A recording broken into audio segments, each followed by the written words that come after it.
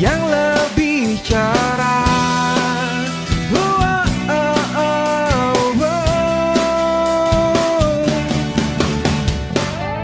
Ingatlah selalu pakai masker, jaga jarak, hindari keramaian, jaga imun dan imanmu, makan sehat dan berdoa. Cucilah tanganmu pakai sabun, sayangi keluarga di rumah.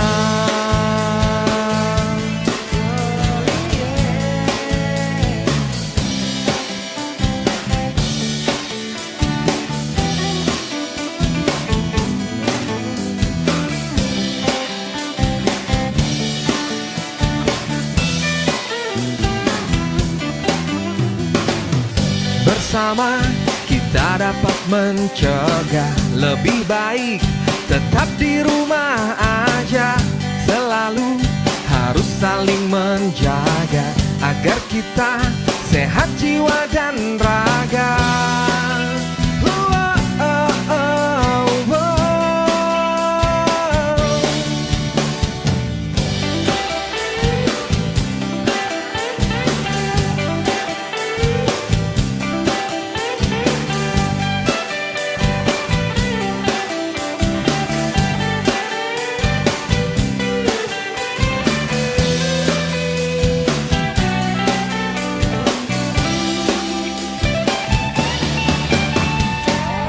Ingatlah selalu pakai masker, jaga jarak, hindari keramaian, jaga imun dan imanmu, makan sehat dan berdoa. Cucilah tanganmu pakai sabun, sayangi keluarga di rumah.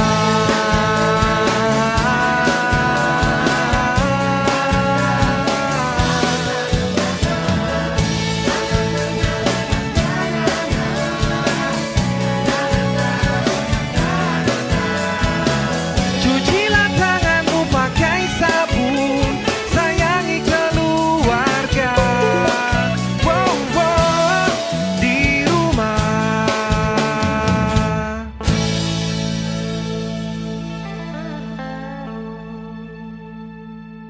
Iklan layanan masyarakat ini dipersembahkan oleh Prodi Psikiatri FK Undip.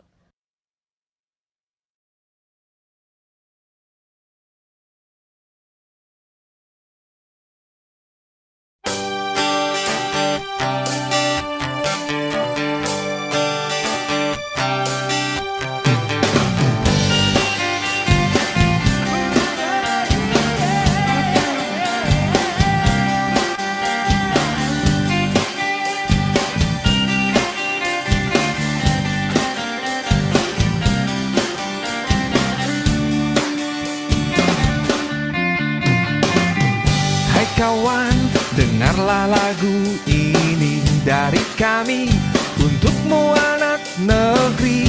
Pandemi ini belum berakhir, banyak jiwa yang telah pergi. Oh, oh, oh, oh. Mari semua satukanlah tekad bersama, hadapi semua ini. Yakinlah Indonesia bisa sambut esok yang lebih cerah. Oh, oh, oh, oh. Ingatlah selalu pakai masker, jaga jarak, hindari keramaian, jaga imun dan imanmu, makan sehat dan berdoa. Cucilah tanganmu pakai sabun, sayangi keluarga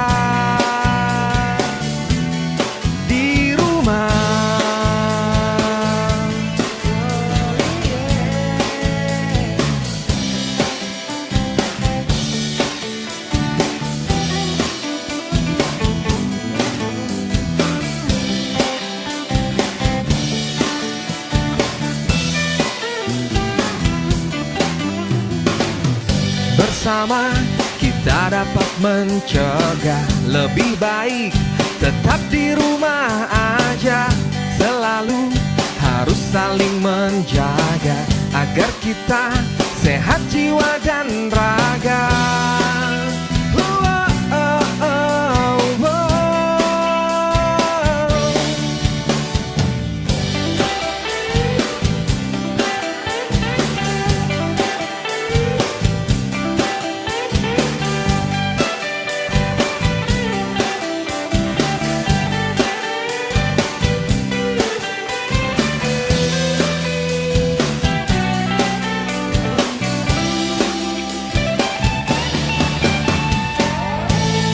Selalu pakai masker, jaga jarak, hindari keramaian, jaga imun dan imanmu, makan sehat dan berdoa, cucilah tanganmu pakai sabun, sayangi keluarga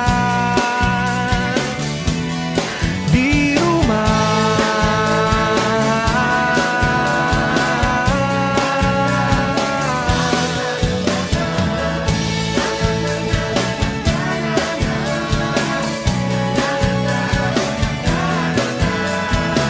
Cucilah tanganmu pakai sabun, sayangi keluarga.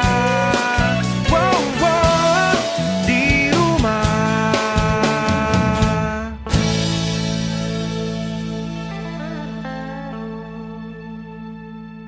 Iklan layanan masyarakat ini dipersembahkan oleh Prodi Psikiatri FK Undip.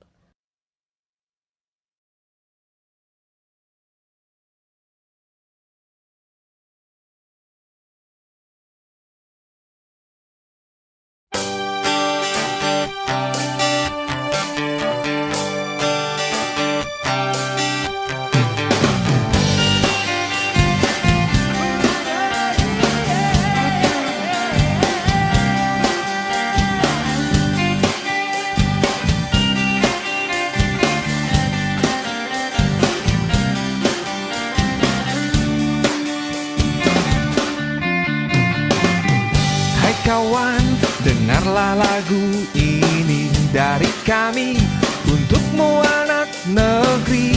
Pandemi ini belum berakhir, banyak jiwa yang telah pergi.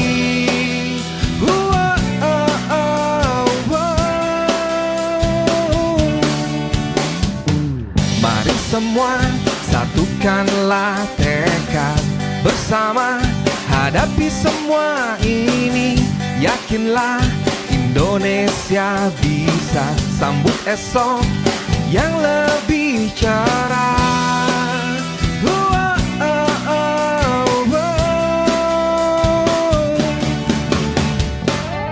Ingatlah selalu pakai masker, jaga jarak, hindari keramaian, jaga imun dan imanmu, makan sehat dan berdoa, cucilah tanganmu pakai sabun, sayangi keluarga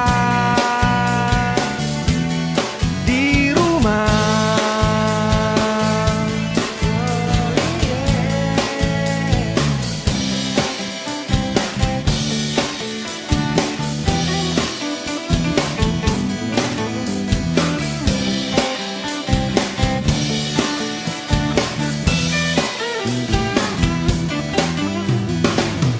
Bersama kita dapat mencegah, lebih baik tetap di rumah aja. Selalu harus saling menjaga agar kita sehat jiwa dan raga.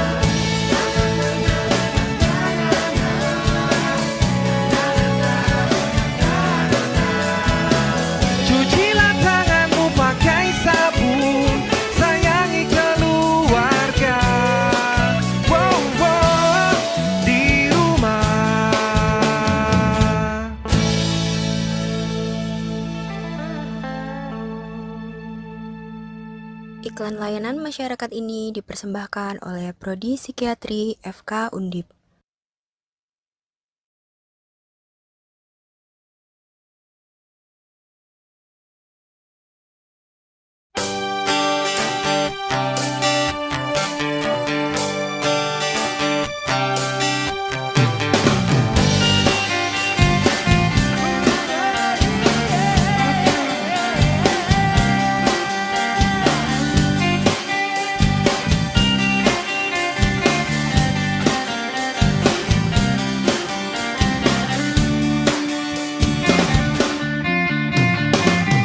Hai kawan, dengarlah lagu ini dari kami untukmu anak negeri.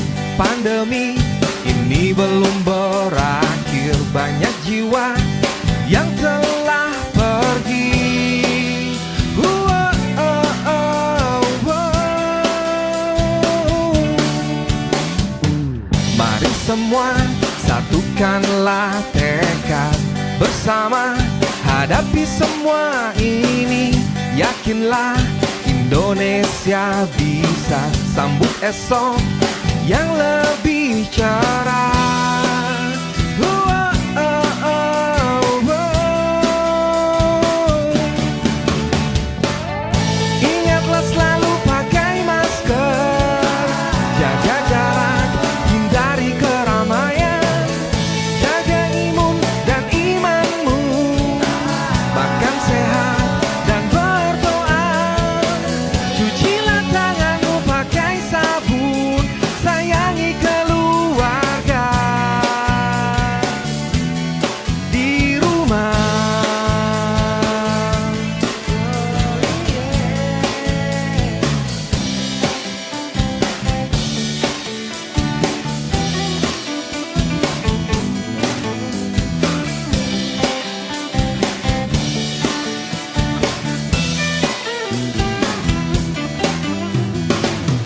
Bersama kita dapat mencegah, lebih baik tetap di rumah aja. Selalu harus saling menjaga agar kita sehat jiwa dan raga. Wow, oh, oh, wow.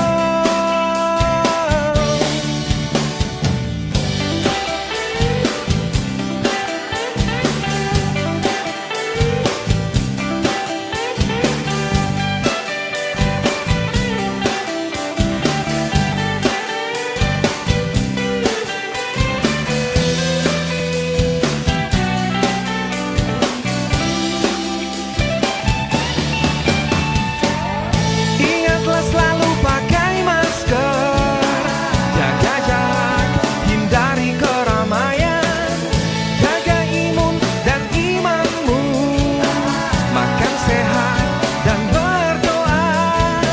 Cucilah tanganmu pakai sabun, sayangi keluarga di rumah.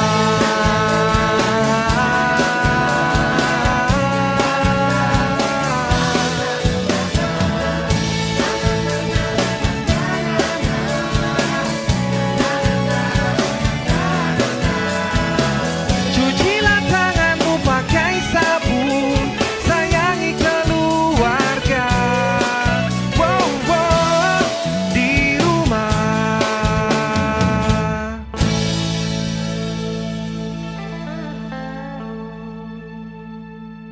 Iklan layanan masyarakat ini dipersembahkan oleh Prodi Psikiatri FK Undip.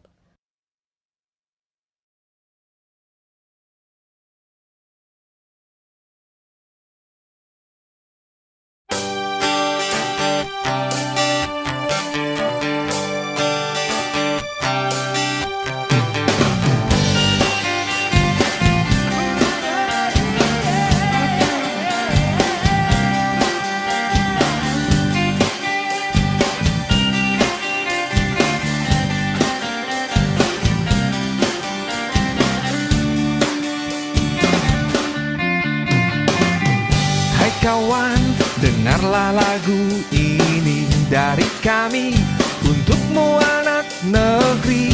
Pandemi ini belum berakhir,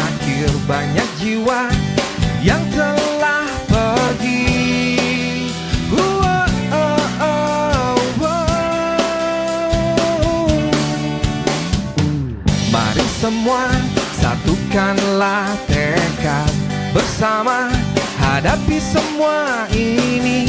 Yakinlah Indonesia bisa sambut esok yang lebih cerah.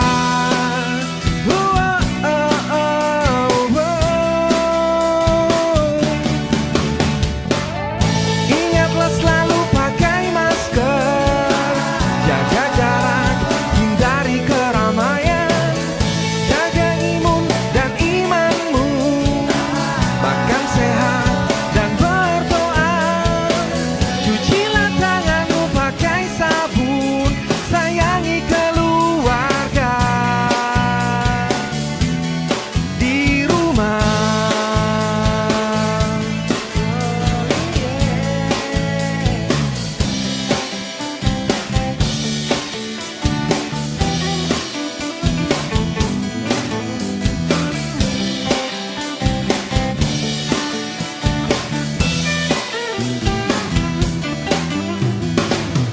Bersama kita dapat mencegah, lebih baik tetap di rumah aja.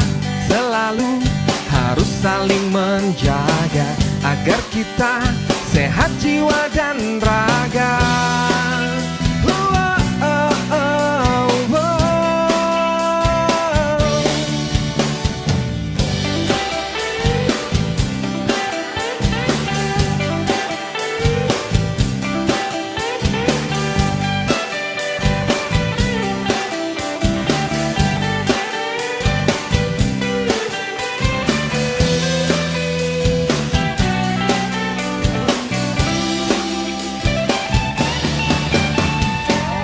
Ingatlah selalu pakai masker, jaga jarak, hindari keramaian, jaga imun dan imanmu, makan sehat dan berdoa, cucilah tanganmu pakai sabun, sayangi keluarga di rumah.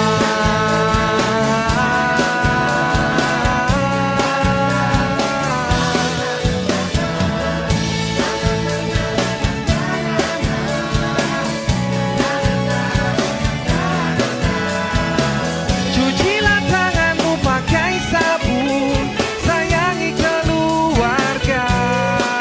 Wow, wow, di rumah.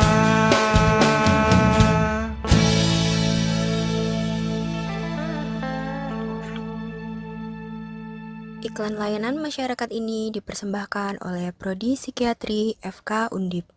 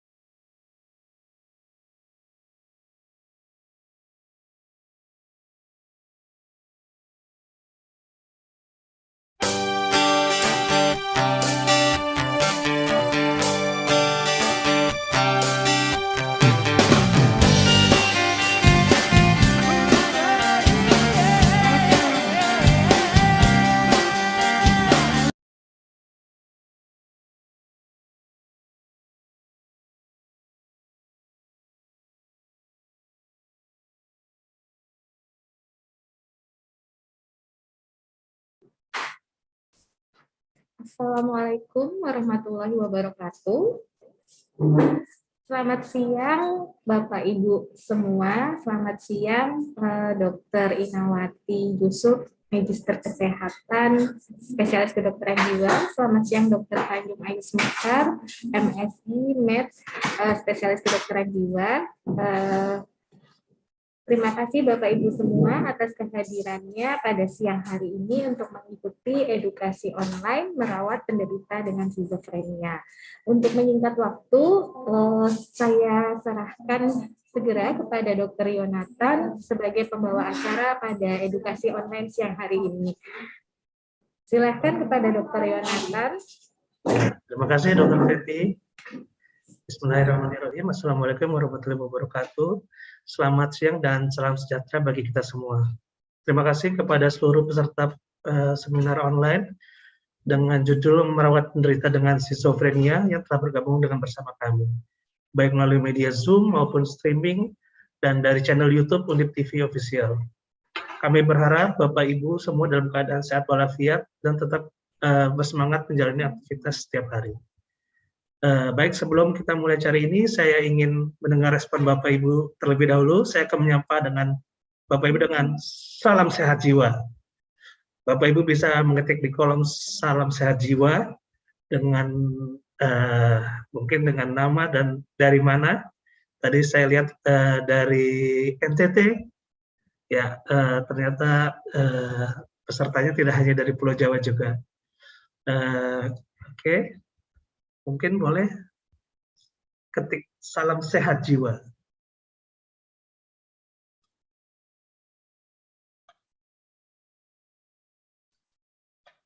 Ya. Oke. Dengan mengucap syukur kepada Tuhan Yang Maha Esa, seminar ini terselenggara berkat kerjasama antara program studi pendidikan dokter spesialis 1 psikiatri Fakultas Kedokteran Undip dan juga bagian psikiatri Fakultas Kedokteran Universitas Diponegoro dengan Perhimpunan Dokter Spesialis Kedokteran Jiwa Indonesia cabang Semarang. Dengan seiringnya waktu, banyak masyarakat mulai perhatian dengan penyakit mental, terlebih dengan diagnosa skizofrenia. Dan banyak dari kita juga ternyata punya teman atau saudara yang terdiagnosa dengan skizofrenia dan ingin mengetahui bagaimana cara hidup berdampingan dengan pasien skizofren. Pada kesempatan siang ini, kita akan mendengarkan secara langsung dari para ahlinya, yaitu mengenai cara merawat penderita dengan skizofrenia. Mohon izin, saya dengan Dr. Jonathan, PPD Psikiatri FK Undip, akan memandu seminar ini yang akan berlangsung kurang lebih selama 1 jam. Dengan susunan acara sebagai berikut, materi pertama yang akan dibawakan oleh Dr. Tanjung Ayu Mekar, MSc Med Spesialis Kedokteran Jiwa dengan judul mengenali skizofrenia. Kemudian materi kedua yang akan dibawakan oleh Dr. Inawati, Magister Kesehatan, Spesialis Kedokteran Jiwa dengan judul Tips Merawat Menderita Skizofrenia. Kemudian sesi berikutnya adalah sesi diskusi kurang lebih selama 20 menit dan diakhiri dengan foto bersama. Saya salam dulu dengan Dr. Tanjung dan Dr. Inawati. Ya, selamat siang Dr. Yonatan. Ya, sehat semua ya? Sehat, alhamdulillah. Alhamdulillah ya. Seharusnya pembawa acara dengan Dr. Novi cuman karena bergejala ini diganti. Jadi kita juga harus sehat juga karena ini COVID juga lagi naik-naiknya ini. Oke. Kemudian memasuki inti acara, izinkan saya akan menyampaikan kurikulum vitae dari pembicara pertama, yaitu Dr. Tanjung Ayu Sumekar, MSc Med Spesialis Kedokteran Jiwa. Beliau lahir di Semarang 25 Oktober tahun 85, kemudian riwayat pendidikannya sebagai dokter umum Fakultas Kedokteran Undip, lulus pada tahun 2009, kemudian melanjutkan pendidikan S2 Biomedik FK Undip, lulus tahun 2012, kemudian menjadi spesialis kedokteran jiwa pada FK Undip, lulus tahun 2020. Kemudian pekerjaan sekarang sebagai dosen di FK Undip dan psikiater di RSND. Kemudian ada pengabdian dan publikasi penelitian dan buku dalam bidang fisiologi dan psikiatri. Kami akan memersilahkan kepada Dr. Tanjung untuk memberikan paparan kurang lebih selama 20 menit. Dan bagi para peserta dapat menuliskan pertanyaan di kolom chat yang ditunjukkan kepada pembicaranya siapa dan kemudian akan dibahas setelah materi yang kedua. Kami izinkan dokter, persilakan. Ya, terima kasih Dr. Yonatan. Bismillahirrahmanirrahim. Assalamualaikum warahmatullahi wabarakatuh. Selamat siang, salam sehat dan salam sejahtera untuk kita semua. Yang terhormat, di sini ada pembicara Dr. Inawati Yusuf MKes SPKJ, kemudian kepada para panitia dan juga Bapak Ibu, para peserta webinar semua. Mohon izin, saya Tanjung Ayu Sumekar pada kesempatan kali ini akan memaparkan materi tentang mengenali skizofrenia. Oke, saya izin untuk share screen.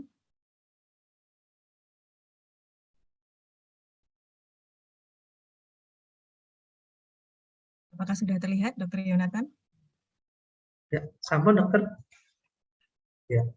Ya, baik. Ya, jadi mungkin sebelum kita masuk ke definisi dari skizofrenia ya, kita tahu istilah skizofrenia itu berasal dari bahasa Yunani ya, dari kata skizen yang artinya terpisah atau pecah dan juga frenia yang artinya jiwa. Ya, jadi bisa dikatakan ya bahwa dulu itu skizofrenia dianggap sebagai jiwa yang terpisah atau terpecah seperti itu. Karena kenapa kok seperti itu? Karena penderita dengan skizofrenia itu menunjukkan adanya ketidakselarasan antara kognisi atau pikirannya, kemudian perasaannya dan juga perilakunya. Ya.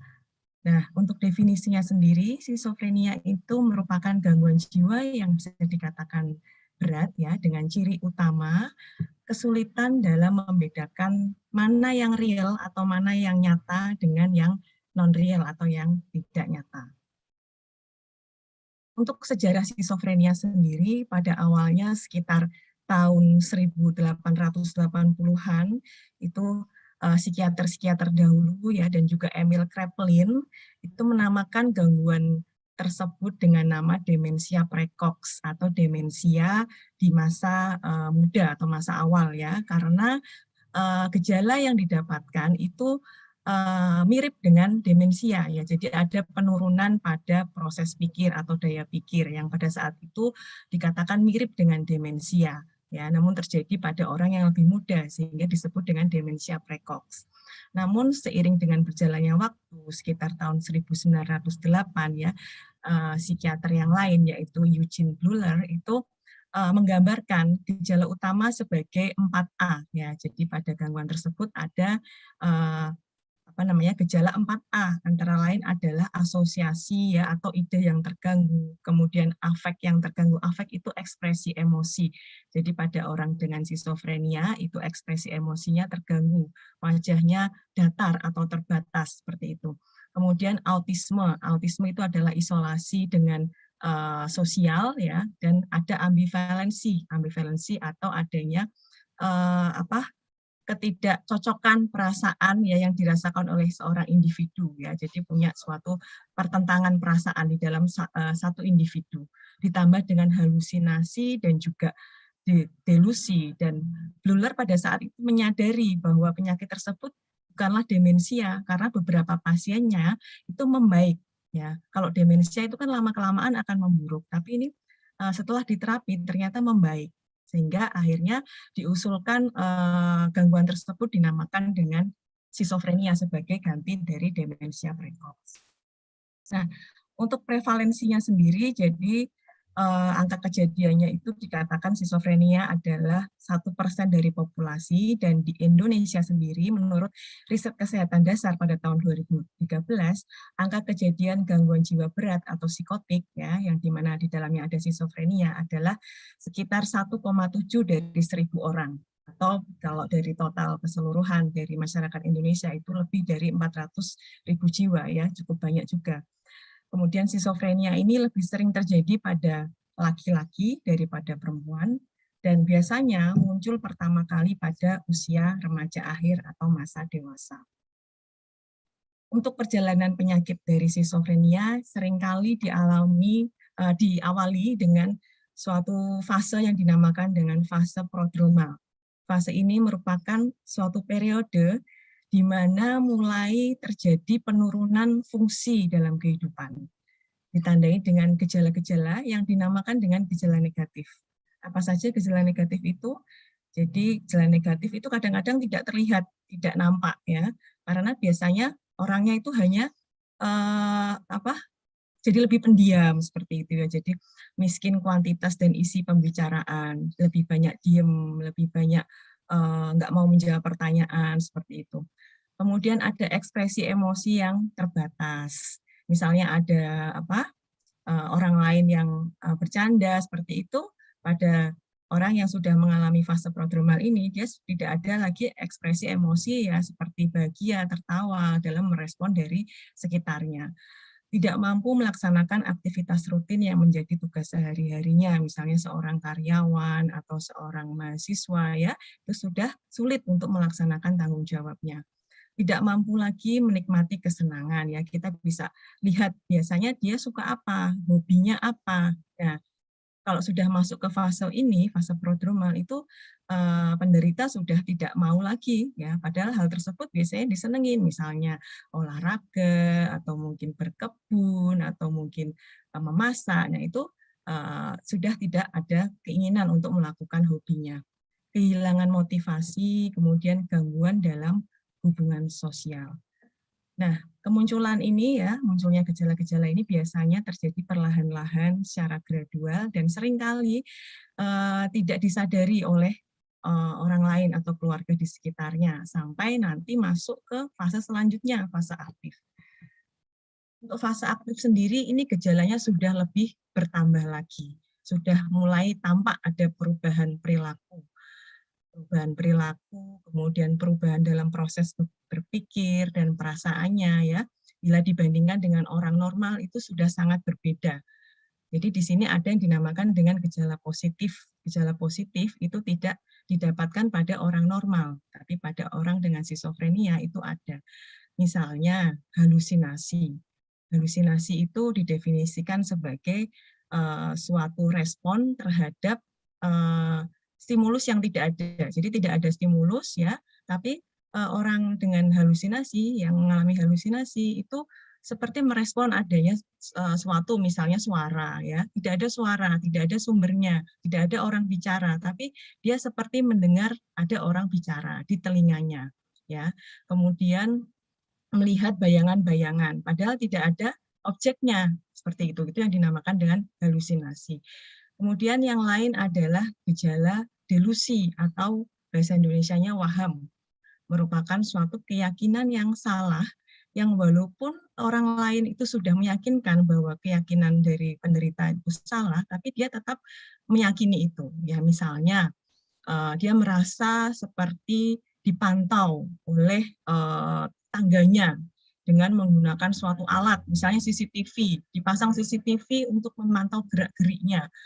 Ya, buktinya apa?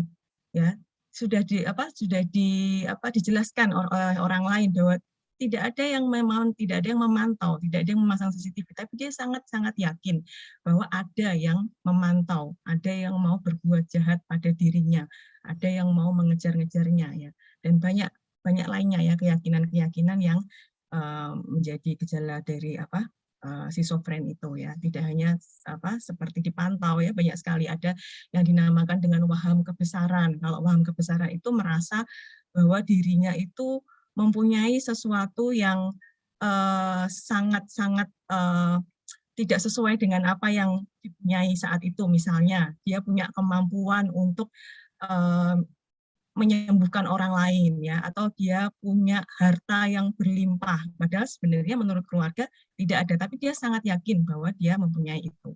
Itu adalah gejala waham.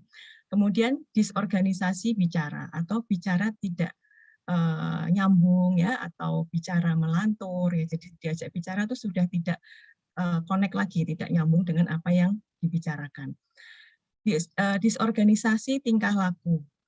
Seperti misalnya perilaku yang aneh, tidak ada tujuannya, misalnya memakai jaket atau baju yang berlapis-lapis padahal cuacanya panas. Kemudian ada lagi gejala perilaku katatonik. Katatonik bisa berupa suatu kegelisahan ya, gaduh gelisah, atau mungkin sebaliknya, jadi dia mematung, jadi perilakunya sudah aneh.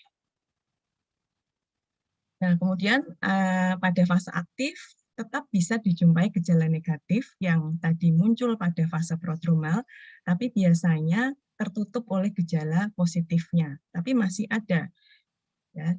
Gejala negatif tadi sudah dijelaskan, ada ekspresi emosi yang terbatas, kemudian ada keterbatasan dalam bicara, kemudian keterbatasan motivasi, hilang minat, ya, hilang kesenangan, gangguan dalam perhatian, ya. Nah, ini bisa tetap muncul pada gejala pada fase aktif. Pada orang normal ini mungkin bisa ada, ya, tapi tidak terus-menerus dan menetap dan tidak berat seperti pada orang dengan skizofrenia. Nah, kemudian gejala yang lain yang muncul pada fase aktif adalah simptom kognitif atau gangguan dalam proses berpikir. Dan ini tumpang tindih dengan gejala negatif. Antara lain adalah adanya gangguan arus pikir, gangguan dalam memusatkan perhatian, dalam mengolah informasi, dalam mengingat, ya, sehingga penderitanya itu sulit untuk berpikir, melakukan tugas, ya, misalnya sebagai seorang pelajar, sebagai seorang pekerja, ya, karyawan, yaitu susah untuk menerima informasi, mengingat-ingatnya, dan juga untuk mengolah itu, ya, mengolah informasi.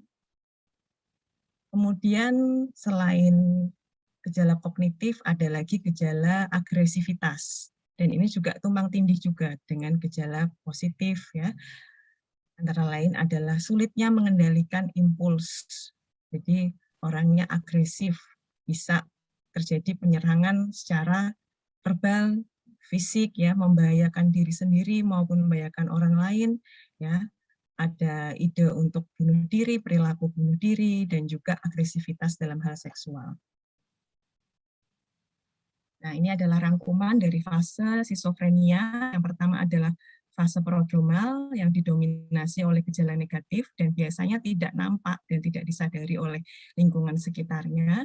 Kemudian dilanjutkan dengan fase aktif. Fase aktif ini sudah mulai ada gejala positif, gejala yang tidak ada pada orang normal, seperti halusinasi, waham, ya, kemudian disorganisasi pikiran dan pembicaraan. Ada gejala negatif, masih ada gangguan kognitif dan agresivitas, ini saling bertumpang tindih. Kemudian setelah biasanya pasien mendapatkan terapi, ya, dan gejala-gejala ini membaik, itu biasanya masuk ke dalam fase residual. Nah, biasanya gejala yang muncul adalah utamanya gejala kognitif, masih ada gangguan dalam proses belajar, proses memori, mengingat-ingat, mengolah informasi. Namun gejala positif biasanya sudah tidak ada. Dan masih bisa tampak menjauhkan diri. Nah, gejala negatifnya juga masih muncul juga. Nah, ini gejala yang paling sering didapatkan, yaitu adalah halusinasi, waham, bicara yang aneh atau melantur, mudah curiga, kemudian bingung, ada sulit tidur, gangguan tidur, kemudian ada pengendalian emosi atau regulasi emosi yang sulit, ya, jadi mudah marah, mudah tersinggung. Biasanya penderita dengan skizofrenia itu akan datang ke rumah sakit atau ke dokter, ya, dengan keluhan utamanya adalah mendengar suara-suara atau mungkin merasa takut, ya, karena tadi ada delusi atau waham, jadi dia merasa ketakutan ada orang yang mau membunuhnya, ada orang yang mau berbuat jahat kepadanya, ya, sehingga akhirnya dia merasa tidak nyaman dan akhirnya dia datang ke rumah sakit. Kemudian ada rasa bingung, ada rasa cemas, was-was, ya, dan seringkali pasien dengan skizofrenia itu dibawa ke rumah sakit oleh keluarganya. Nah, keluarga ini keluhannya beda lagi. Jadi biasanya mereka akan minta pertolongan karena pada pasien itu sudah ada perubahan perilaku yang sulit dijelaskan. Misalnya marah-marah tanpa sebab, ya, atau mungkin jalan-jalan, keluyuran pada malam hari, ya, nggak pulang, ya, tidak bisa tidur, mondar-mandir di dalam rumah, gelisah, ya, dan perilaku aneh yang lainnya. Nah, secara teori kedokteran sebenarnya gejala-gejala itu ada yang mendasarinya. Jadi gangguan jiwa, ya, baik skizofrenia, depresi, kemudian cemas dan lain-lain itu merupakan gangguan medis ya. Jadi kondisi medis di mana ada suatu latar belakang biologis atau kedokteran yang mendasari terjadinya atau munculnya gejala-gejala tersebut. Jadi ini bukan sesuatu yang istilahnya abstrak seperti itu ya, karena ada basic patologinya, ada suatu kelainan di dalam tubuh, terutama ya di dalam susunan saraf pusat atau di otak. Jadi di otak itu kan ada sel-sel saraf atau neuron-neuron yang dihubungkan satu sama lainnya. Ada yang namanya jalur saraf, ada yang namanya jalur mesolimbik, jalur mesokortikal, nigrostriatal, tuberoinfundibular. Nah, di sini pada skizofrenia terjadi ketidakseimbangan neurotransmitter ya pada jalur-jalur tersebut. Neurotransmitter itu adalah suatu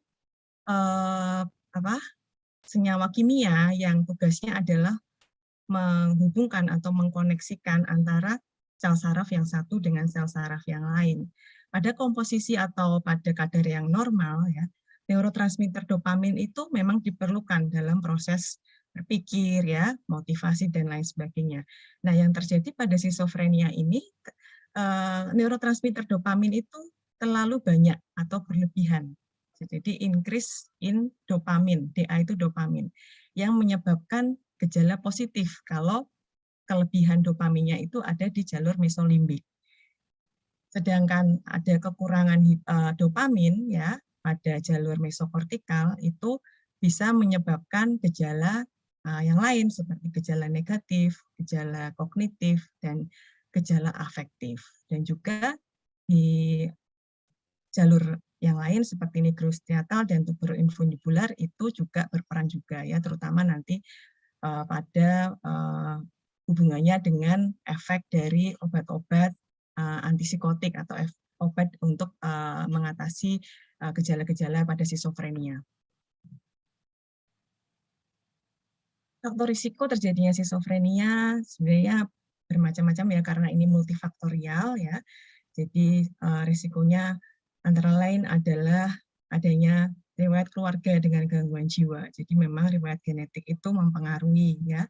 Namun dia bukan faktor yang utama atau bukan penyebab yang utama. Jadi multifaktor. Riwayat keluarga bersama dengan faktor-faktor yang lain itu bisa memunculkan terjadinya kondisi skizofrenia.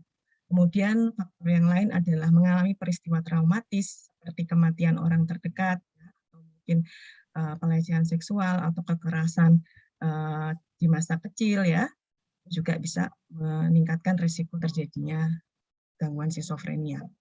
Memiliki riwayat penyalahgunaan alkohol atau nafsa, memiliki riwayat penyakit mental dan fisik ya atau trauma kepala, dan memiliki penyakit atau gangguan pada otak. Nah, tadi sudah dikatakan ya bahwa skizofrenia ini multifaktorial, jadi bisa berinteraksi antara faktor yang satu dengan faktor yang lain. Contohnya di sini adalah faktor genetik dan lingkungan. Dikatakan bahwa memang skizofrenia itu tingkat heritabilitas atau tingkat pewarisannya, tingkat untuk bisa diwariskan dari generasi sebelumnya ke generasi sesudahnya itu memang lebih tinggi dibandingkan dengan gangguan yang lain atau sakit yang lain, misalnya seperti asma, diabetes ya atau stroke, itu juga punya faktor genetik, tapi skizofrenia dikatakan memang punya faktor genetik yang lebih kuat seperti itu. Nah, walaupun faktor genetik kuat, faktor lingkungan di sini juga penting. Jadi interaksi antara faktor genetik dan lingkungan itu mempengaruhi terjadinya skizofrenia. Di sini tabel ini mengatakan ya bahwa memang adanya hubungan faktor genetik terhadap kejadian skizofrenia. Bahwa persentase mengalami skizofrenia pada misalnya cucu ya, kemudian pada keponakan, kepada anak ya, saudara ya, dan juga kembar ya, itu memang lebih meningkat ya seiring dengan misalnya kembar itu kan berarti komponen genetiknya itu kan lebih dekat ya. Jadi lebih dekat sehingga dia faktor genetik untuk terjadinya skizofrenia pada kembar itu lebih besar dibandingkan dengan yang generasi di atasnya. Nah, ini merupakan hipotesis biopsikososial ya, di mana terjadinya gangguan jiwa ya termasuk dalam skizofrenia itu berdasarkan dipengaruhi oleh faktor biologi, psikologi, dan juga faktor sosial atau faktor lingkungan. Faktor biologi misalnya berhubungan dengan genetik, misalnya ada riwayat keluarga dengan gangguan jiwa atau beberapa anggota keluarga yang lain memiliki gangguan jiwa, maka kemungkinan memiliki faktor genetik. Kemudian faktor psikologi, jadi dari sisi kepribadian, kemudian bagaimana seseorang itu menghadapi suatu stresor atau suatu masalah ya yang dinamakan dengan mekanisme pertahanan jiwa, itu juga mempengaruhi juga terjadinya gangguan jiwa. Kemudian berinteraksi dengan faktor lingkungan atau faktor sosial seperti peristiwa kehidupan yang traumatis, kemudian pola asuh, kebudayaan, dan lain-lain. Ketiganya ini saling berinteraksi dan bisa memunculkan terjadinya suatu kondisi gangguan jiwa. Nah, ini adalah contohnya interaksi antara genetik dan lingkungan. Misalnya dari warga dengan skizofrenia ada suatu istilahnya polimorfisme atau gangguan pada suatu gen ya, yang di sini ada bermacam-macam ya, belum ada satu gen yang betul-betul diidentifikasi memang itu menyebabkan skizofrenia. Jadi masih ada beberapa kandidat ya seperti ini COMT, NR1, CNR1 ya. Apabila ada itu, kemudian ditambah dengan kepribadian yang mendukung seperti kepribadian skizoid atau skizotipal ya, kemudian dari faktor sosial lingkungan ada penggunaan zat ya, seperti penggunaan kanabis, maka bisa memunculkan episode pertama dari psikotik atau skizofrenia. Kemudian mungkin untuk keluarga atau caregiver yang hidup bersama dengan penderita yang mengalami skizofrenia, ini ada memang banyak tantangannya ya.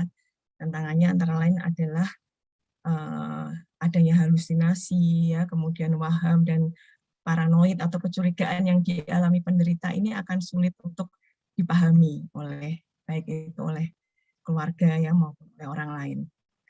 Adanya defisit ya atau kekurangan dalam keterampilan sosial pada penderita, penderita sering menyendiri, sering membatasi diri dengan sosial ya, itu juga akan menyulitkan. Kemudian pada orang dengan skizofrenia itu juga bisa mengalami kekambuhan pada situasi tertentu. Misalnya ada suatu kondisi stres yang tinggi. Oleh karenanya harus dipastikan penderita itu patuh terhadap pengobatan. Dan juga adanya stigma atau diskriminasi dari lingkungan atau masyarakat sekitar. Ini memang cukup berat untuk dihadapi oleh keluarga atau caregiver dengan penderita skizofrenia. Nah, untuk penanganannya, yang pertama mungkin untuk pencegahan terjadinya skizofrenia, apabila ada penyakit-penyakit medis yang lain yang berisiko menimbulkan suatu gejala yang mirip dengan skizofrenia atau psikotik ya, misalnya penyakit yang kronis ya, atau mungkin epilepsi ya, dan lain-lain ya, itu sebaiknya memang harus diterapi atau diobati untuk mengurangi risiko munculnya gejala psikotik. Kemudian berbagi ya atau bercerita pada keluarga, teman atau psikolog tentang hal-hal yang membuat trauma atau cemas ini untuk penderita ya. Menghindari rokok, minuman beralkohol dan nafsa, melakukan relaksasi untuk mengatasi stres misalnya dengan olahraga ya, yoga, olahraga secara teratur dan juga tidur dengan cukup. Nah, apabila sudah terdiagnosis dengan skizofrenia, maka penanganannya adalah dengan farmakologi ya, dengan obat antipsikotik yang bisa diberikan oleh dokter atau psikiater, kemudian secara non farmakologi dengan psikoterapi, dan oleh keluarga atau lingkungan ini nanti akan dijelaskan oleh Dokter Inawati ya. Jadi ada beberapa tips untuk merawat penderita dengan skizofrenia, antara lain adalah mungkin secara singkat ya, sediakan waktu untuk mendengar apa yang dirasakan, berikan perhatian yang lebih untuk penderita, kurangi tingkat stresnya, ingatkan atau didampingi untuk konsultasi rutin, dan ingatkan untuk mempunyai pola hidup yang sehat. Nah, kapan harus ke dokter ya? Nah, karena penanganan yang tepat sejak dini dapat membantu penderita untuk lebih produktif dan mencegah komplikasi, maka mungkin bagi keluarga atau lingkungan yang bisa melihat ada perubahan perilaku dari seseorang yang mengarah kepada skizofrenia yang tadi sudah dijelaskan di depan ya, maka segeralah untuk berkonsultasi untuk mendapatkan penanganan yang tepat. Mengalami keluhan dan gejala seperti yang tadi sudah disebutkan ya, kemudian ada keinginan untuk mencelakai diri sendiri atau orang lain ya, atau mungkin kita melihat keluarga atau mungkin orang di sekitar kita ada keinginan untuk itu ya, maka kita harus segera membawanya ke profesional. Nah, karena penderita itu biasanya seringkali tidak menyadari ya kondisinya sendiri. Sehingga peran keluarga atau lingkungan di sekitarnya itu penting. Dan juga jika melihat orang di sekitar ingin melakukan percobaan bunuh diri, ini harus segera dibawa ke dokter atau rumah sakit. Nah, ini adalah beberapa hal yang bisa sering didengar ya, mitos atau fakta ya. Jadi gangguan jiwa itu bukan sesuatu yang dibuat-buat ya. Penyebabnya itu multifaktor. Gangguan jiwa itu bukan suatu bentuk kelemahan atau kebodohan atau kemalasan, tapi itu merupakan suatu penyakit atau kondisi medis yang harus diobati. Dan gangguan jiwa ya itu bukan karena hal-hal yang gaib atau mistis ya, mungkin tadi ya karena gejalanya itu sepertinya tidak terlihat ya, ada halusinasi, ada waham dan sebagainya, ya, sehingga seringkali itu dikatakan sebagai suatu hal yang gaib atau mistis, padahal ini suatu gejala dari gangguan medis. Gangguan jiwa, termasuk skizofrenia, itu bukan akhir dari segalanya, karena ini bisa disembuhkan dan dipulihkan. Ya, jadi masalah kesehatan jiwa itu bukan merupakan sesuatu yang memalukan untuk dibicarakan. Baik, terima kasih. Mungkin demikian presentasi dari saya. Saya kembalikan kepada moderator. Terima kasih kepada Dr. Tanjung Ayas Mekar yang telah memberikan paparan yang sangat jelas sekali, bahkan dilengkapi dengan gambar-gambar, sehingga kita bisa mengenali apa itu skizofrenia. Oke. Kemudian memasuki materi yang kedua, izin saya mau menyampaikan kurikulum vitae dari pembicara kedua, yaitu Dr. Inawati Yusuf, Magister Kesehatan, spesialis kedokteran jiwa. Beliau lahir di Semarang 29 Juli tahun 1963. Riwayat pendidikannya sebagai dokter umum FK Undip lulus tahun 1990. Kemudian lulus S2 Biomedik FK Undip lulus pada tahun 1998. Kemudian menjadi spesialis kedokteran jiwa pada FK Undip lulus pada tahun 2010. Kemudian sekarang memulai S3 Doktor Ilmu Kedokteran Kesehatan Undip 2021. Beliau bekerja sebagai dosen di FK Undip dan juga sebagai psikiater di RSCD. Kemudian adanya pengabdian dan publikasi dan penelitian dan buku dalam bidang biokimia dan psikiatri. Oke, sebelumnya kita sapa dulu. Selamat siang, Dr. Inawati. Selamat siang. Kami jumpa kembali. Ya, Selamat siang. siang, Dokter. Selamat jumpa kembali ya di acara kita menambah wawasan keilmuan tentang skizofrenia ini. Ya. Baik, tidak perlu berlama-lama. Kurang lebih 20 menit ke depan akan disampaikan paparan dari Dr. Inawati. Kami persilakan, Dokter.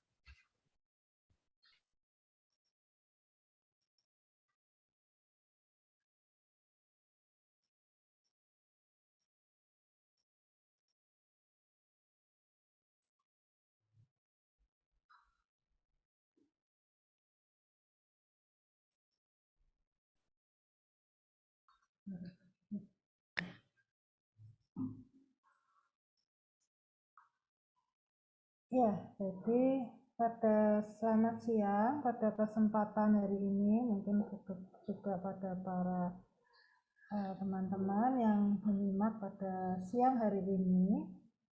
Tadi setelah disampaikan pasien skizofrenia, ya.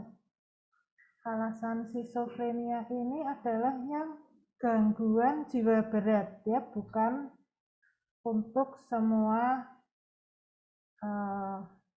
orang yang mengalami gangguan jiwa. Ini yang berat, yang namanya skizofrenia ya. Mungkin tadi saya menambahkan ada beberapa jenis gangguan jiwa, yaitu dari yang paling ringan, ya ringan dalam arti hanya orang cemas begitu ya. Kemudian mungkin meningkat ada yang depresi, ya depresi itu sedih, dan ini adalah gangguan jiwa yang berat yang disebut dengan nama skizofrenia. Nah, gangguan ini termasuk dalam kelompok psikosis ya. Jadi tadi perhatikan, ini yang akan saya sampaikan adalah yang gangguan jiwa berat. Baik, kita sebagai orang ingin menjadikan sehat fisik dan sehat jiwa. Bagaimana kita bisa sehat jiwa? Ini menurut WHO ya. Jadi apa yang ingin kami capai dalam kesembuhan adalah merasa sehat dan bahagia ya. Jadi Dokter Tanjung itu bilang mereka sudah menjadi tidak senang lagi rasanya ya, tidak bisa bergembira atau tidak mengerti apa yang dipikirkannya ya. Jadi kita akan membantu untuk menjadi sehat dan bahagia ya. Bahagia ya walaupun tidak sempurna tapi ada kebahagiaan ya. Mampu menghargai tantangan hidup ya. Kalau standar tadi bahagia, ini lebih tinggi lagi. Misalnya ada masalah bisa mengatasi, itu lebih dari tadi yang hanya bahagia saja. Kemudian dapat menerima orang lain sebagaimana adanya. Jadi sudah disebutkan Dokter Tanjung, mungkin dia mendapat stigma, jadi orang lain itu tidak bisa menerima dia karena kamu sakit jiwa, skizofrenia, gitu ya. Kamu tidak bisa disembuhkan. Tadi Dokter Tanjung bilang jangan sedih bahwa skizofrenia itu bisa disembuhkan, ya. Tidak menerima orang lain. Jadi tadi kalau gejalanya negatif, dia senangnya menyendiri, tidak senang ngomong-ngomong, ya. Nah, kita harapkan dalam terapi atau dalam perawatan dia bisa menerima walaupun hanya yang cukup kecil keluarganya sendiri, ya. Kemudian bersikap positif terhadap dirinya dan orang lain. Kalau bersikap positif itu tidak minder ya. Misalnya, saya kok enggak bisa bekerja. Saya bekerja, tapi mungkin waktunya enggak bisa full timer ya, seperti orang kalau dihitung itu orang bekerja seminggu 40 jam. Saya hanya bisa separuhnya, misalnya ya. Hanya bisa 15 jam atau hanya bisa paruh waktu, itu sudah sangat baik. Nah, ini adalah planning atau target kita merawat dengan gangguan jiwa. Nah, di sini saya melihat adanya realitanya yang sangat sulit di sini ya. Di gambar ini ada naik turun, terjal, turun dalam, naik dalam, ada badai, ada air, banjir begitu ya, dia bingung mau apa. Nah, tadi kalau Dokter Tanjung menyebutkan dia tidak bisa berpikir dengan jernih. Makanya perlu ada support keluarga, baik orang tua ataupun saudaranya ya. Jadi artinya apa? Dia harus memiliki leader ya, yang mau menolong dia. Ya. Nah, ini perilaku aneh yang dia tidak sadar, jadi tidak bisa disalahkan. Kalau ada orang yang masih dalam keadaan fase akut, tidak bisa disalahkan karena dia tidak paham dengan apa yang dipikirkan. Kemudian kita harapannya adalah bisa berkonsultasi paling tidak ke dokter, ke psikolog untuk bisa mengungkapkan apa yang dia inginkan dan apa yang harus dia lakukan. gitu ya. Nah, kita akan buang jauh-jauh ini yang harus dia menyendiri di kamar walaupun dengan teman-temannya, tapi teman-temannya semua ini masih sakit. Apa ini timbul sampai fase tadi yang disebut fase yang residual, banyak gejala negatif yang ada. Nah, sebetulnya setiap orang itu pasti ada stres ya. Tetapi kalau dia bisa beradaptasi maka tidak ada gangguan jiwa. Begitu ya.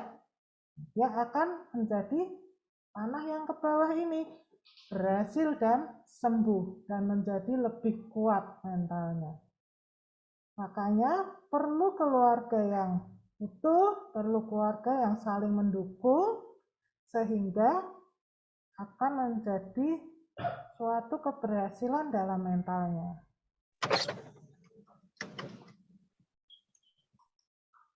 Ya, bentuk stresor itu bermacam-macam ya. Stresor fisik, ya. Frustrasi ya, ini depresi biasanya ya. Depresi kenapa ya? Misalnya putus pacar, keluarga tidak harmonis, sering bertengkar, dan sebagainya ya. Terjadi konflik, ada tekanan-tekanan di selama hidupnya ya. Misalnya tidak mempunyai orang tua, sehingga harus tinggal bersama saudara-saudaranya, dan sebagainya.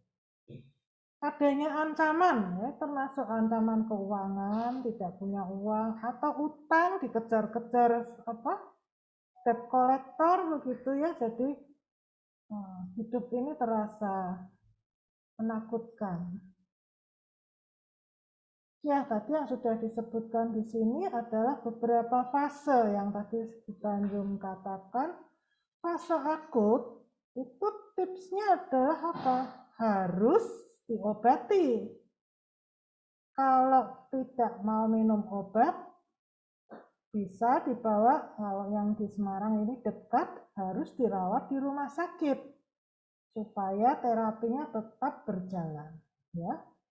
Tetapi kalau sudah ada perbaikan dengan minum obat, dia masuk ke stabilisasi fase ya. Di sini pengurangan relapse dan menuju ke recovery, di mana di recovery ini nanti kita baru akan memberikan terapi-terapi vokasi atau pekerjaan ya.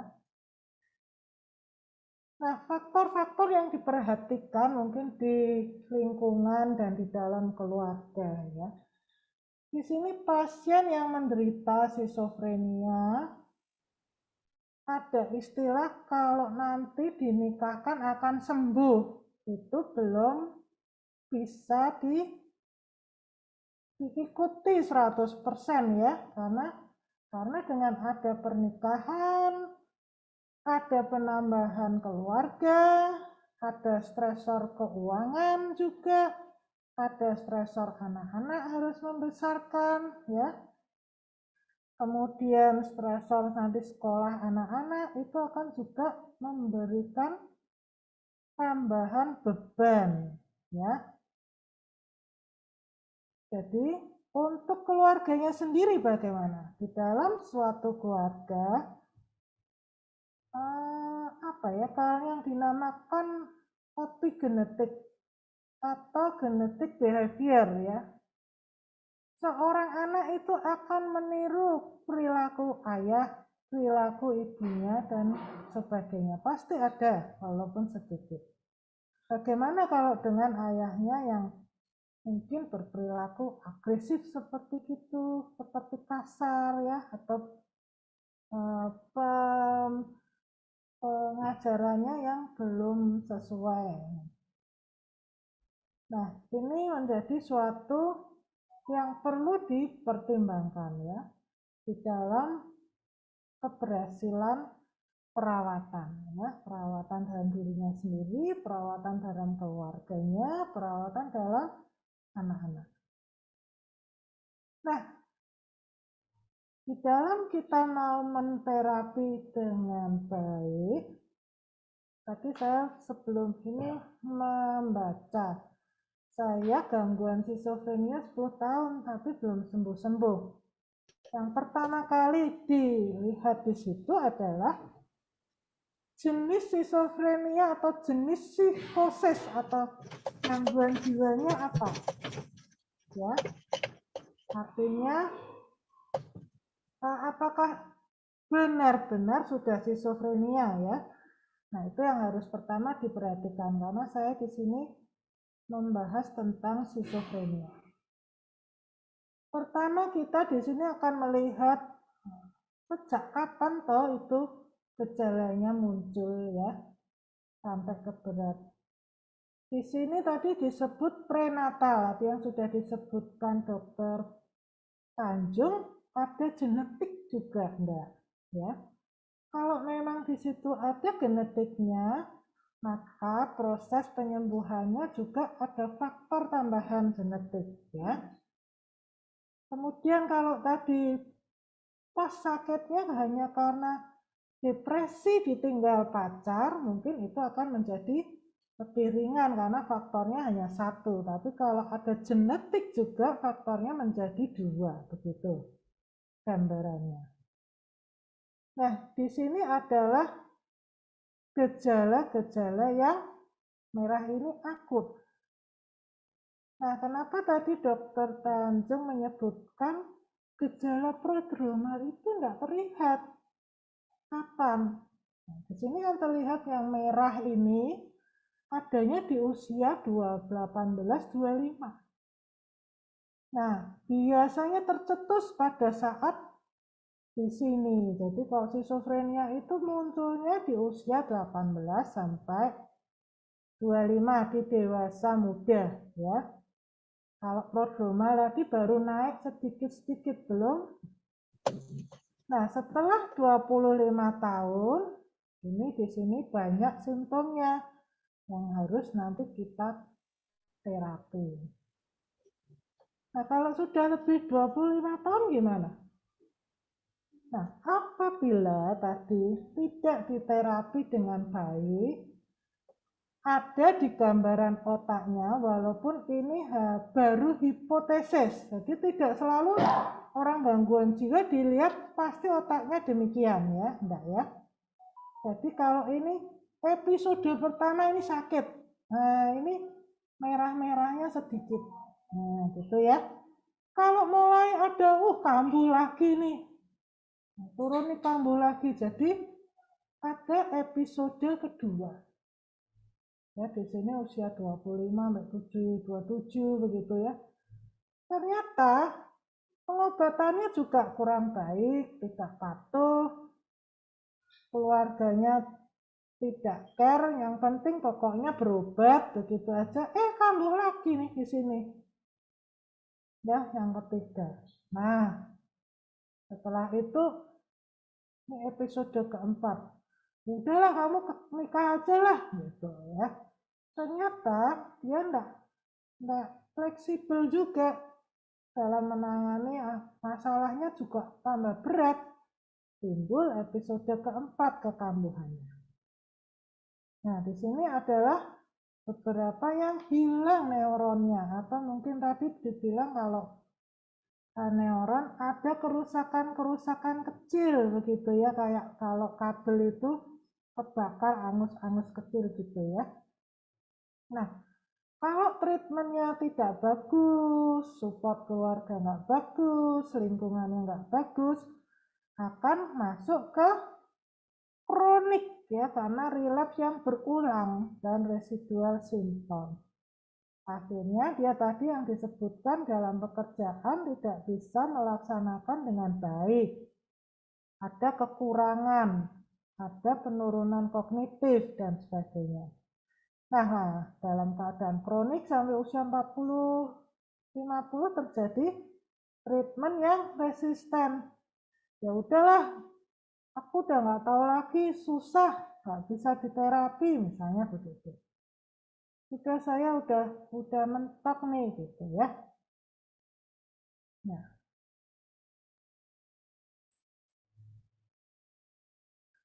Nah, dampak yang terjadi karena kita tidak menangani dengan baik akan terjadi tadi okupasionalnya terganggu, pekerjaannya terganggu, hubungan dengan sosial dan interpersonal terganggu. Yang terakhir merawat diri sendiri aja menjadi tidak mampu, ya. Nah, ini perjalanan tadi ya, mungkin fase 1, fase 2, dan sampai yang fase state ya. Nah, khusus untuk wanita juga dilihat hormon-hormon yang selalu berubah pada wanita. Ada keadaan mens ya, atau haid, apalagi kalau wanita yang harus atau tadi dikawinke aja lah nggak apa-apa, dan dia harus mengandung, harus hamil, ya harus melahirkan, harus menyusui, di mana hormon tersebut adalah naik turun sehingga berpengaruh, maka kekambuhannya akan menjadi lebih sering di situ ya. Jadi kasihan juga untuk anaknya karena nanti anaknya akan juga minum dengan obat-obat jiwa tersebut, begitu ya. Nah, yang mana kita belum memahami untuk efek yang lebih dalam ya.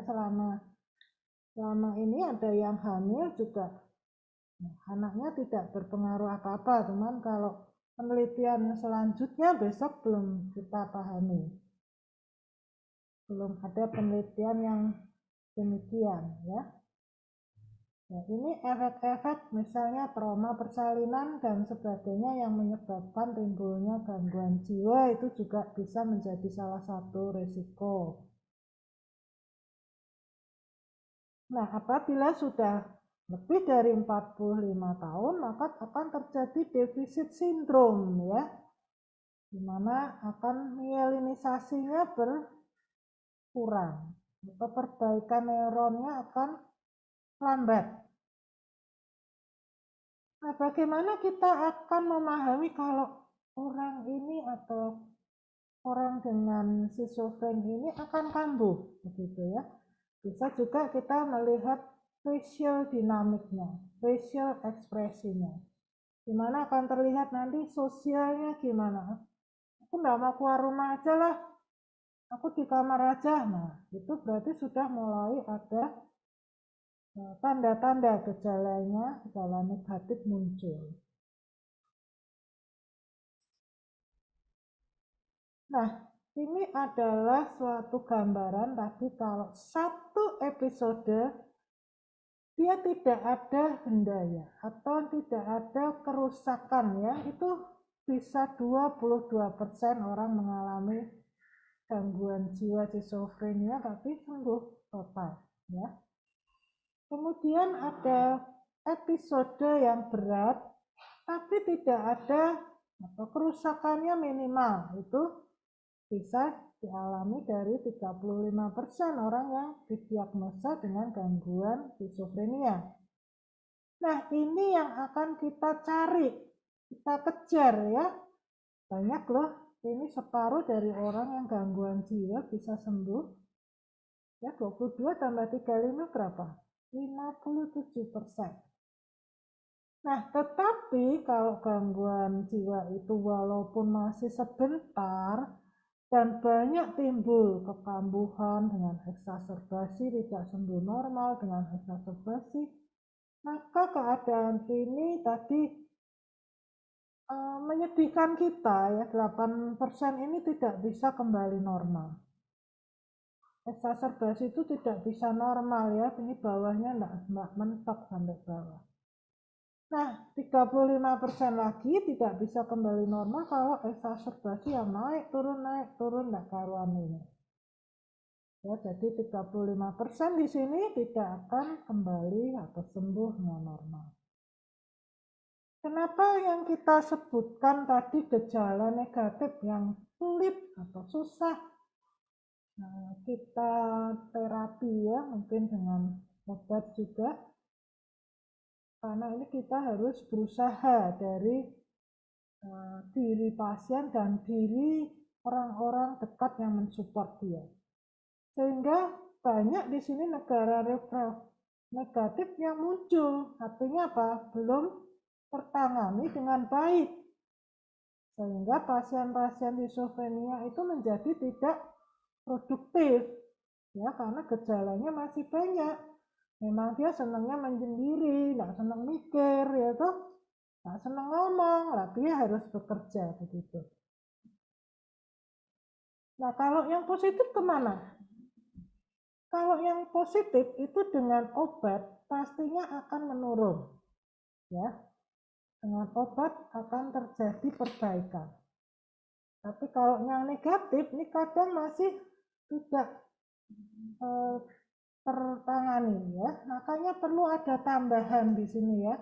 Psikososial intervensi. Tadi yang sudah disebutkan juga cognitive behavior therapy. Kemudian ada social skill training. Ini sebetulnya di rumah sakit jiwa sudah ada. Bertanam ada, bertukang ada, ya, menjahit ada. Di dinas-dinas terkait yang lain juga ada, ya. Di departemen apa ya? Tetapi ada yang menyebutkan orang schizofren nggak boleh. Departemen kerja kayaknya, tapi orang schizofren nggak boleh gitu ya. Nah, ini kadang yang menyulitkan. Kemudian mielinisasi, ya. Kenapa perlu mielinisasi? Ini untuk obat dengan tertangani dengan baik akan terjadi mielinisasi. Itu artinya perbaikan daripada sel saraf. Nah, ini gambarnya ya. Kalau yang obat ini sarafnya dibungkus dengan rapi. Tetapi kalau tidak dengan obat, dengan tidak teratur, maka mielinisasi ini akan rusak sehingga tapi sarafnya tidak sembuh-sembuh. Jadi kalau tidak mau minum obat, ya wis toh, asal diem aja. Nah, ini akan rusak tetepan sarafnya. Program terapi, obat harus dengan resep, minum teratur. Ya. Jenis obat pilihan ada generasi 1, ada generasi 2, tergantung keparahan. Efek samping dilaporkan ke dokter. Kalau ada, dok saya kalau minum pusing. Ya kembali ke dokternya lagi, jangan tidak mau minum, begitu ya. Dok saya tidak mau minum obat, bosan. Ya ganti. Kalau tidak mau minum obat oral, ya berarti sirup. Tidak mau sirup, suntik. Yang penting harus tadi kita mengejar mielinisasi, ya.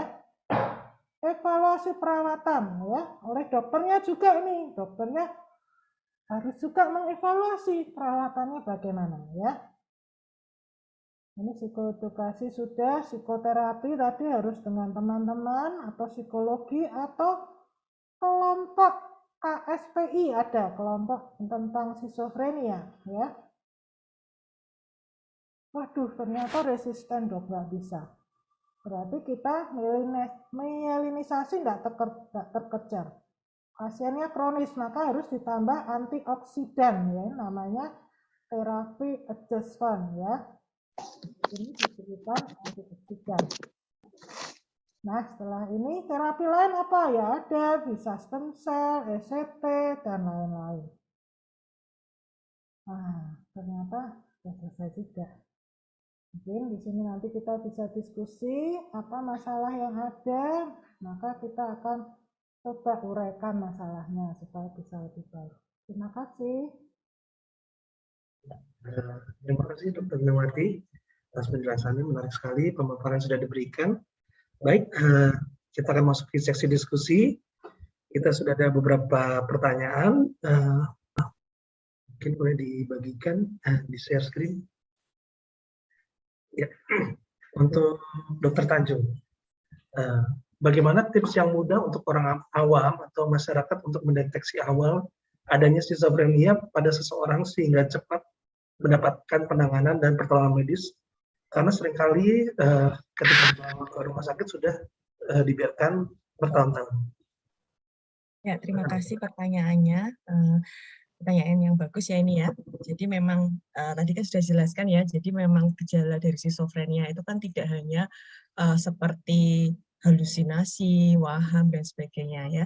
Jadi sebelum muncul gejala yang cukup berat seperti waham, halusinasi atau mungkin yang perilaku yang sudah aneh ya, marah-marah tanpa sebab, itu biasanya didahului dengan gejala-gejala yang memang seringkali tidak terdeteksi. Nah, maka dari itu kita memang perlu mengetahui dulu gejala apa sih yang menjadi awal mulanya ya sebelum ada muncul simptom yang berat itu, yaitu tadi ada gejala seperti kok akhir-akhir ini mungkin sudah nggak seperti biasanya ya, jadi sering mengurung diri di kamar ya, mengisolasi diri dari keluarga, dari lingkungan sekitar yang tadinya suka misalnya ikut aktivitas sosial ya, misalnya ikut arisan, kerja bakti dan sebagainya, kok akhir-akhir ini kok sudah tidak ada minat lagi ya untuk itu ya. Terus kemudian misalnya diajak bicara itu juga kayak males ngomong ya, nggak banyak ngomong, biasanya suka menegur, menyapa dahulu tapi terus lama-lama udah disapa aja diam ya. Terus ada lagi mungkin dari ekspresi emosi juga bisa terlihat ya, ekspresi emosi yang lebih terbatas ya, datar, tidak ceria seperti biasanya ya. Itu juga bisa mengindikasikan sudah ada tanda-tanda masuk ke fase-fase atau gejala-gejala yang awal dari skizofrenia. Nah, itu biasanya yang tahu itu orang di sekitar atau keluarganya. Karena yang tahu kebiasaan-kebiasaan itu kan keluarga ya, orang terdekat seperti itu ya. Ini biasanya kalau hari libur itu suka melakukan hobinya olahraga atau mungkin bercocok tanam atau apa ya, hari-hari ini sudah malas, nggak mau ya. Itu kan keluarga yang biasanya tahu. Jadi peran dari keluarga, peran dari orang sekitar itu memang sangat penting dalam hal mendeteksi secara dini ya gejala-gejala yang muncul pada seseorang ya untuk mengalami skizofrenia ini. Itu mungkin Dr. Yonatan. Semoga menjawab. Ya, jadi pentingnya kita care dengan sesama anggota keluarga kali ya dokter ya. Ya, adanya perubahan atau apa. Baik. Oke, selanjutnya. Oke, untuk dokter Tanjung lagi. Tadi sempat ditanyakan bahwa saudara saya sudah mengalami skizofrenia bertahun-tahun bahkan sampai 10 tahun. Pada orang-orang dengan skizofrenia tersebut untuk minum obatnya sampai berapa lama ya dokter? Ya, sering terima ditanya. kasih. Pertanyaannya bagus tadi, sebenarnya mungkin sudah dijelaskan oleh Dokter Ina ya dok ya. Jadi memang perjalanan skizofrenia itu kan memang bermacam-macam, faktor risikonya bermacam-macam. Apalagi kalau ada faktor genetik yang kuat. Bisa jadi faktor genetik itu memang sangat-sangat mempengaruhi sehingga misalnya ada masalah yang sedikit saja ya, stresor yang sedikit itu bisa mencetuskan terjadinya simptom-simptom skizofren seperti itu. Nah, kalau untuk terapinya sendiri tadi sebenarnya juga sudah dijelaskan oleh Dokter Ina bahwa ada fase dalam terapi skizofrenia, antara lain adalah fase akut. Fase akut itu di mana gejala psikotik yang muncul itu harus segera membutuhkan terapi segera ya, misalnya tadi ya marah-marah, mengamuk, ya halusinasi, waham dan sebagainya.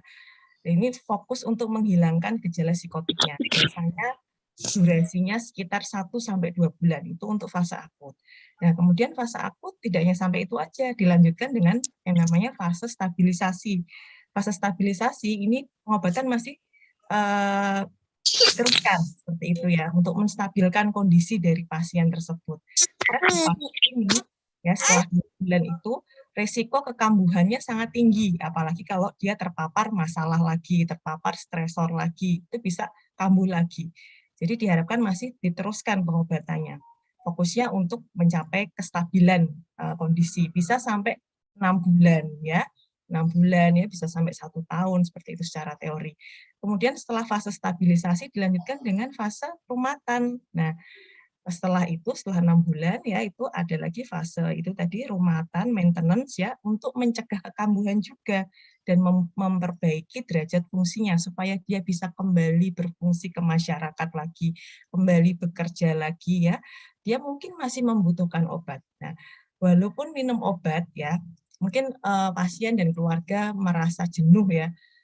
Sampai kapan ini ya saya minum obat kok lama sekali nggak sembuh-sembuh. Tapi kita harus mempertimbangkan tentang manfaatnya ya dibandingkan dengan tidak minum obat. Kalau minum obat ternyata gejalanya tidak muncul, gejala waham halusinasi nggak ada, terus kemudian bisa tidur, bisa lebih percaya diri, lebih bisa bersosialisasi, dan bahkan bisa kembali bekerja lagi. Nah, itu akan lebih baik ya kualitas hidupnya dibandingkan dengan tidak minum obat gitu. Jadi mungkin bisa dianalogikan dengan kondisi penyakit yang lain yang seperti penyakit kronis seperti hipertensi atau diabetes ya. Pasien-pasien dengan hipertensi dan diabetes itu kan istilahnya pengobatannya itu kan jangka panjang ya, bisa sampai seumur hidup.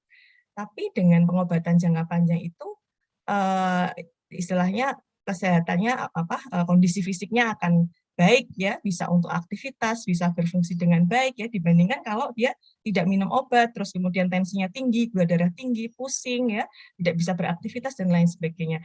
Nah, sama dengan skizofrenia ini. Mungkin secara teori kita bisa mengatakan memang pengobatan rumatan bisa sampai 2 tahun ya, ada yang mengatakan diteruskan sampai 5 tahun. Kalau 5 tahun masih diperlukan lagi bisa sampai 10 tahun dan bisa sampai seumur hidup. Nah, yang bisa kita pertimbangkan adalah itu. Walaupun minum obat terus, tapi bagaimana kualitas hidupnya? Kalau memang lebih baik ya nggak masalah gitu. Nah, itu kan nanti akan dikonsultasikan terus ya untuk pengobatan itu ke dokter atau psikiater ya. Kira-kira ini sudah cukup atau belum ya, atau memang perlu dilanjutkan atau tidak ya. Kalau memang manfaatnya itu lebih baik, manfaatnya akan lebih bisa didapatkan jika minum obat terus-menerus ya nggak masalah gitu kan, itu sepanjang pengawasan dokter. Artinya efek samping juga akan bisa diminimalisir ya. Dosis juga tidak akan istilahnya kelebihan ya, tidak membahayakan untuk tubuh dan sebagainya. Seperti itu mungkin Dokter Yonatan. Ya, sangat jelas sekali ya. Terima kasih. Untuk Dokter Inawati, ini ada pertanyaan dari Hadi. Apakah ada pelatihan atau workshop bagi caregiver atau keluarga dalam merawat ODGJ? Kemudian apakah ada konsep tempat rehabilitasi atau panti? Kemudian di tingkat desa atau kecamatan? Terima kasih. Bapak Hadi, untuk pelatihan workshop caregiver ini sangat bagus usulannya, mungkin nanti kita bisa adakan di sesi edukasi berikutnya. Untuk konsep tempat rehabilitasi atau panti jiwa, kalau panti jiwa di Semarang kan adanya di Among Jiwa itu ya, di Mijen itu ada panti jiwa yang untuk pasien-pasien kronis di situ. Untuk kegiatan daripada pasien skizofrenia saya kira bagus, itu untuk konsepnya di rumah sakit jiwa Amino ya, di Pedurungan itu untuk belajar sangat bagus. Kemudian kalau rehabilitasi secara pekerjaan vokasional secara khusus memang saya belum paham, belum tahu di Semarang. Tetapi yang saya ketahui ada di situ organisasi atau organisasi komunitas yang namanya KPSI. Di situ memberi pelajaran-pelajaran tentang meningkatkan produktivitas daripada pasien skizofrenia. Saya kira itu yang bisa saya berikan. Mungkin kalau Dokter Tanjung ada tahu lagi di tempatnya, saya kurang paham. Silakan. Sama dokter dengan Dokter Ina. Terima kasih ya. Terima kasih buat masukannya ini buat nextnya mungkin ya, caregiver atau perawat untuk pasien ODGJ. Oke, kemudian dari Reza Muhammad, apakah pasien yang tidak memiliki support system atau yang kurang baik bisa mempercepat perjalanan penyakit atau mempengaruhi dengan prognosa dengan pasien itu, mungkin gitu pertanyaan untuk Dokter Inawati. Silakan dokter. Ya, tadi karena pasien yang tidak memiliki support system itu tidak mempunyai dukungan, saya kira perjalanan penyakitnya akan lebih cepat ya. Jadi kalau misalnya pasien-pasien jiwa yang sudah tidak memiliki orang tua, ya mungkin saudara-saudaranya menjadi kurang dekat kembali ya, karena para saudara-saudaranya kan sudah mempunyai keluarga ya, sudah mempunyai pekerjaan yang mungkin sangat menyita waktu. Kalau saya bandingkan yang masih punya ayah dan ibu, itu perhatiannya sangat lebih begitu ya. Jadi saya ada seorang bapak ibu yang memang dulunya dia sakit karena bapak ibunya ini dulu repot, kerjaannya masih sangat sibuk, sehingga si anak ini tinggal bersama dengan neneknya awal mula sakitnya itu. Nah, pada saat itu dimulainya sejak usia SMA, yang kebetulan neneknya itu menjadi tidak tahu kalau dia sedang sakit. Dan masih bisa dia mendaftar di kuliah di suatu universitas sampai semester 2. Karena tadi orang tuanya sudah agak mapan, sehingga diajaknya anak ini tinggal bersama orang tuanya. Nah, di situ baru terlihat bahwa kok anaknya ini berbeda dengan teman-temannya, seperti itu. Nah, kemudian juga ada genetiknya, karena 3 anaknya semua mengalami gangguan jiwa. Tadi yang satu schizofren, yang satu gangguan mood, yang satu lagi mungkin schizoafektif. Nah, karena hanya pencetusnya hanya seorang nenek yang mungkin kurang paham, nah yang parah yang satu ini, yang paling kecil seperti itu, yang ikut dengan neneknya. Itu suatu contoh. Jadi nah sekarang dia hanya bagus, tapi gejala negatif ada, ya fungsinya kembali hanya di rumah membantu pekerjaan orang tuanya dan merawat keponakannya, yang keponakannya sekarang sudah kuliah gitu. Nah, pada saat sekarang ya gangguannya tidak lagi naik turun, tapi stabil, tapi tadi residual seperti itu. Mungkin itu yang contoh yang bisa saya sampaikan, contoh konkretnya. Oke, masih ada beberapa pertanyaan, tapi waktu 1 jam itu ternyata kurang. Terima kasih untuk Dr. Tanjung, Dr. Inawati untuk penjelasan dengan baik. Dan juga terima kasih untuk Bapak Ibu yang sudah memberikan pertanyaan. Dapat kita simpulkan bahwa seminar kali ini yaitu tentang merawat pasien schizophrenia, dengan arti schizofren dan frenia dengan adalah jiwa yang terpisah. Kemudian pada pasien atau orang penderita schizophrenia itu tidak bisa membedakan mana yang realita. Dan juga adanya fase-fase tadi yang sudah disebutkan, fase negatif, fase aktif, dengan gejala-gejala itu, bahwa pentingnya untuk dibawa ke ahlinya, yaitu kepada dokter jiwa atau psikiater, dan mereka itu butuh bantuan. Jadi tidak harus malu, tapi mereka butuh bantuan supaya agar bisa kembali ke fungsi yang baik dan mendapatkan bantuan dengan baik. Kemudian juga kepada yang merawat juga tadi ada masukan bahwa mungkin selanjutnya ada untuk caregiver, karena mungkin juga buat perhatian bahwa nggak hanya pasien tapi yang merawat juga mungkin kadang-kadang jenuh atau apa, nanti buat masukan untuk webinar selanjutnya. Terima kasih. Kami ucapkan terima kasih pada narasumber dan yang telah berbagi ilmu dengan kita, dan juga untuk menutup seminar online pada sore hari ini, untuk bersamaan kami mohon agar peserta membuka kamera dan kita akan mendokumentasikan dengan foto bersama. Mohon dari panitia untuk bisa mengabadikan. Mungkin dari Bapak Ibu, teman-teman bisa membuka kameranya. Ya, Silakan bagi Bapak Ibu peserta seminar untuk bisa on kamera. Ya, dalam hitungan ketiga di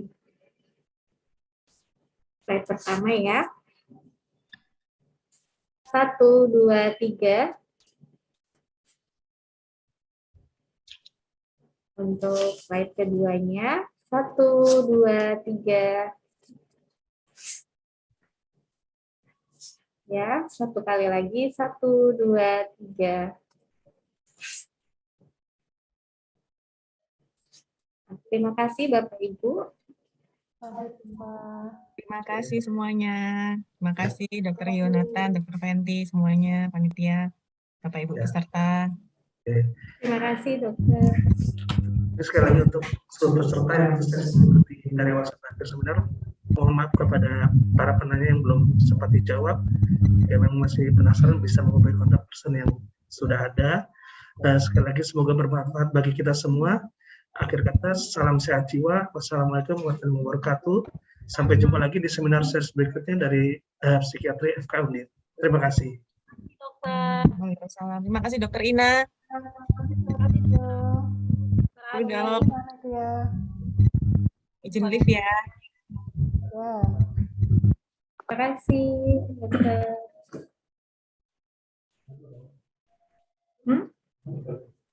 Oke lah Bu.